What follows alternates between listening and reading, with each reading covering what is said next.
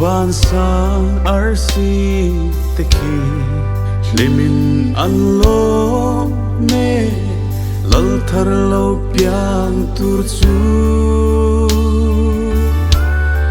Thimin adang lo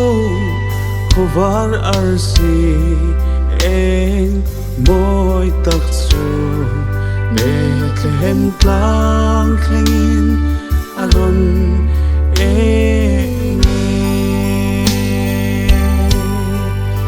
Ifa kang uvan lalfa chu Chungnung berah ropui berah se Chutin hming Maka Remruattu Pathian Chaka Chatuanpa nalal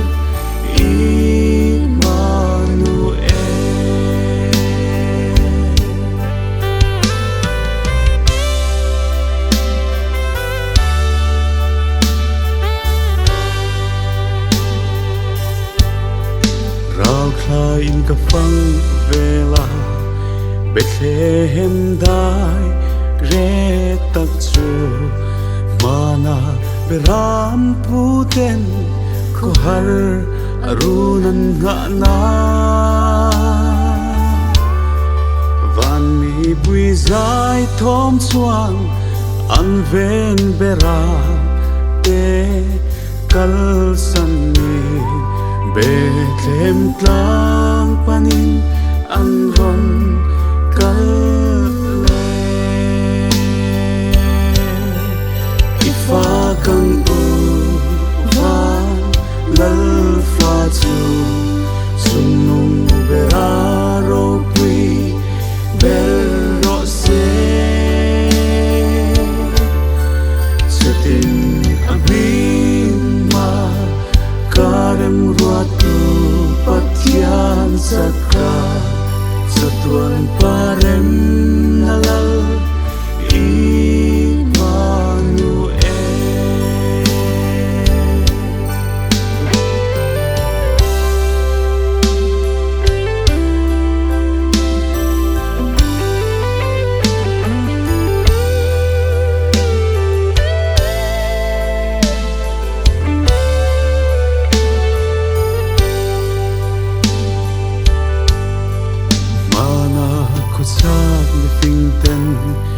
chung Arsi eng moi chu zuyen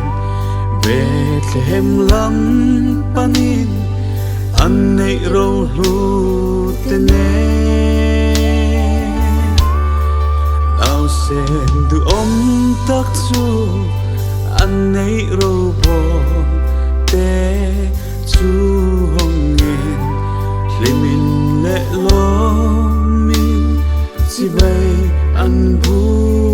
ke Ifa kang uvan lalfa chu